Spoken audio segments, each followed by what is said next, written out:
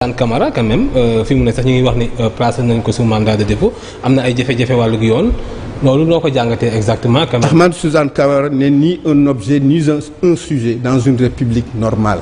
ah bon waaw du sujet c'est-à-dire que fi mu nekk xam nga lu tax du sujet. réew mi li ko lal diine la ak aada. diine ak aada. dafa tere ngay ŋàññi nit waxuma nag taxaw publiquement ñu nekk ay kilifa par la grâce de Dieu nga toog war leen sàgg war leen dëkkal fu ñu dëkkul.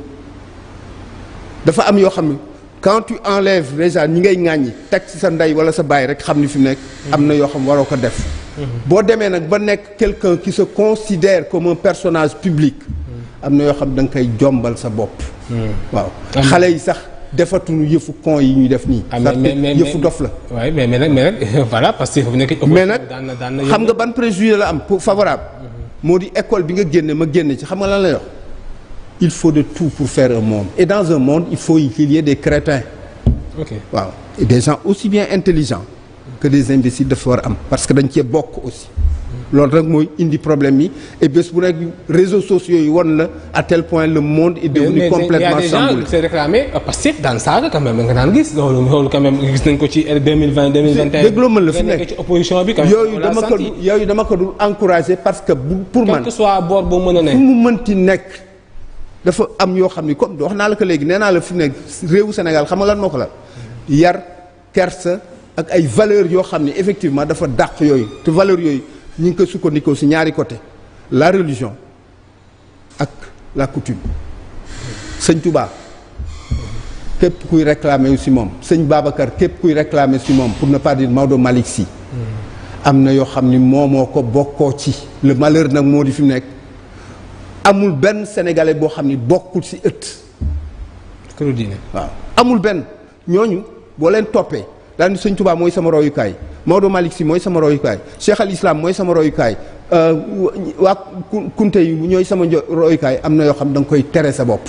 waaw c'est-à-dire que yooyu nag day dugg ci problème culturel réellement moo di fi mu nekk à quel point la culture est une surpriorité dans le pays parce qu'en fait toutes les valeurs sont à terre et il faut les relever et les réinstaller. la culture boobu daañu ci ñëwaat parce que homme de culture nga tamit ñu xam na loolu ci wàllu culture mais gisuñu tamit président de la République ci dynamique rupture bi ngay wax gisuñu par rapport ak déclaration de patrimoine bu mu présenté conseil constitutionnel loolu na nga ko jàngatee dynamique transparence quand même ak d'une façon générale quand même wàllu déclaration de patrimoine. pourtant avant qu'on parle ci république bi quand même ban impact la mën a am. pourtant avant qu'on parle de il a fait dans le romantisme intellectuel Diomaye avant qu'on parle de patrimoine à déclarer.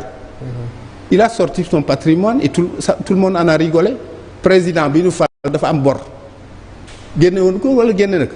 juste avant ñuy wax juste avant élection yi. on a vu un certain. en 3 mois à la limite mënuñu toog di wax multimilliardaires pour des gens qui ont passé leur temps à refuser à la limite des fonds communs et des milliards et des dollars.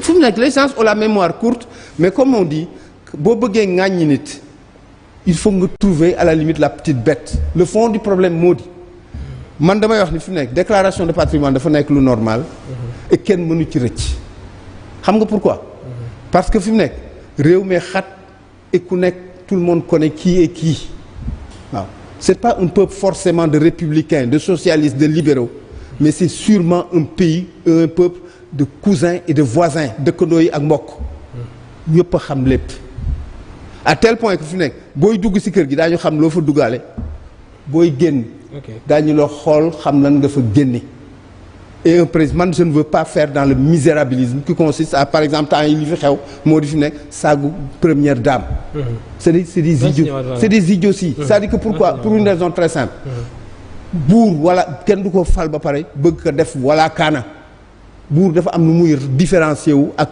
ñi nga xam ni réellement ñoo ko fal ñoo ko installé il est une vitrine il représente un peuple son épouse représente quelque chose voilà daa si ñëw mbirum déclaration de patrimoine tamit dafay tax ñu laaj ci penc mi wàllu bonne gestion quand même parce que gis nañu am na sax ay tuumal ay ancien régime bi mbirum bonne gestion voilà quand même wàllu voilà. waaw mais fi mu nekk kooku gestion des comptes xam nga Macky Sall a vendu aux Sénégalais quoi. Une gestion sobre, vertueuse et transparente. Le résultat c'est quoi? C'est tey jii l'impératif qui fait que tout le monde veut qu'on déclare son patrimoine à l'entrée et à la sortie. ils n'ont jamais déclaré leur patrimoine, ni à l'entrée, ni à la sortie, ou du moins, beaucoup ont traîné les pieds. C'est-à-dire que les vérités, quand il s'agit de les dire, ce patrimoine à déclarer, c'est pas forcément ce pouvoir qui n'est pas encore à 130 jours, 140 jours, effectivement, qui va être comptable de ça.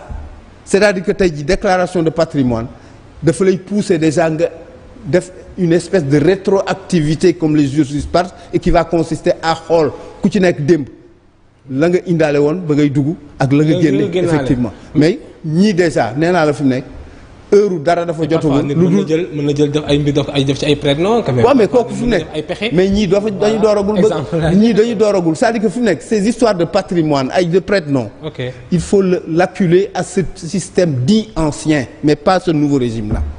C'est-à-dire que moi je suis dans l'honnêteté intellectuelle et c'est-à-dire dans des analyses de monstres froids. C'est-à-dire que lu ma bëgg Ousmane Sonko parce que je l'adore aussi. Tu l'adores? Ah oui, parce que nag daf ma am geste bu mu def boo xam ne man je considère les gens à partir de faits et gestes.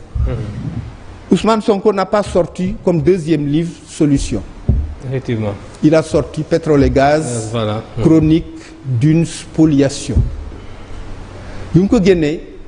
Il a eu peut-être la liberté, ou du moins il a voulu sortir le livre hors du pays et il l'a sorti par une maison d'édition étrangère. Un homme, un intellectuel, un journaliste vicieux comme toi, a eu à lui dire que oui, tu parles de patriotisme et tu vas sortir ton livre à l'étranger. Okay. Ousmane répond en disant que j'ai contacté tous les éditeurs du Sénégal, tous se sont débinés. Xam nga débiné mooy lan ci wolof. Mooy ñëpp waaf. Man gisuma fu ma waafee parce que je suis écrivain mais je suis éditeur et directeur d'une maison d'édition, tu l'as dit tout de suite, qui s'appelle le Nègre International. Effectivement.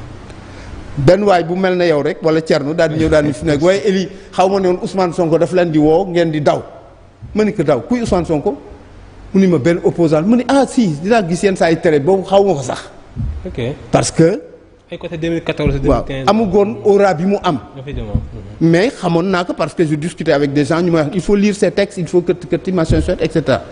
J'ai pas eu cette chance là jusqu'à ce jour mu def effectivement affaire boobu ma taal jël sama mur Facebook daal ni que je sache le sieur Ousmane Sonko ne m'a jamais ni approché le directeur éditorial de ma maison d'édition que je gère, le Nègre International. nga dénoncé ko. Il faudrait bien qu'il me dise quel jour, à quelle heure et en quelles circonstances il nous a envoyé son manuscrit. Ok. Nga démentir publiquement quand même. Non, après signer parce que man comme je dis, tout ce que je dis et tout ce que j'écris, je l'assume, je signe. Évidemment. waaw kenn du ma signer man. Voilà. Tu vois, élégance weesuwul à 13h.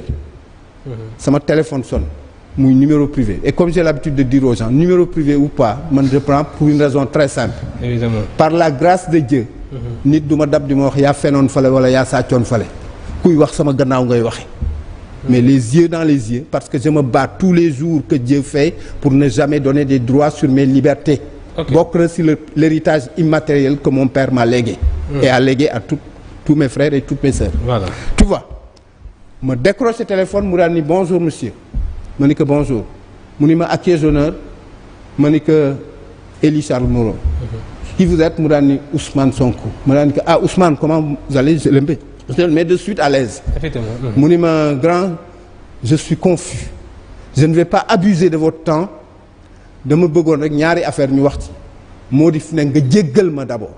Je n'ai jamais su que tu étais un éditeur. J'ai toujours considéré que tu es un écrivain, un intellectuel que j'adore, que j'apprécie, que je lis et j'écoute à la télévision et dans les radios. Mais musuma xam da nga am maison d'édition. Ma ni que c'est déjà du passé. waaw kooku tu es pardonné. Mu ni ma la deuxième chose moo di bëggatuma lu ma bind. nga bañ ci joxe sa avis. Tey jii je le dis publiquement. Chaque livre. Solution. J'ai été en amont comme en aval de ceux-là qui l'ont corrigé et qui ont donné leur avis. Ah bon? Pour dire simplement solution avant mu génn. Ok. waaw mais comme je dis on n'est pas obligé de faire du bruit. waaw kilifa du la woo nga toog ak moom ba pare après génn si mbedd mi wax lii lañ doon waxante. am naa yar boobu. kon day wane ne sa relation particulière ak Ousmane Sonko. non dégguloo man la fu ne jaar ci quand même. dégguloo man la je n'ai pas la carte du PASTEF. j'ai poussé beaucoup de gens à aller voter pour, comme je le dis, aller voter pour ces garçons-là. dañ leen sas pour une raison très simple. Quand tu connais socio-culturellement le Sénégalais, yàlla bu mu nekk gune yàlla mën a ko gan ñaawul xale yi bëgg ko jox ko bopp day xool xale bi ci gën a baax wala xale bi ci gën a baax di ci noos kët jàpp ñaamuram. ñii yàlla mën a leen gan très jeune xaaruñu xaalis ci baay xaaruñu xaalis ci ndey xaaruñu ko ci nijaay xaaruñu ko ci bàjjen yàlla mën a leen gan ñu mën a régler seen problème seen kër daal ni fi nekk on fait de la politique et dañu bëgg wone par la politique que mën nañ ci jaamu yàlla ngeen bëgg leen demooyu réew moo xam nag boo waxee ñu nag ñi fi ñaan ñu woote affaire diine affaire jubal nit ñi di leen ŋàññi je me dis que ni fi nekk il y a quelque chose de malade dans l'esprit de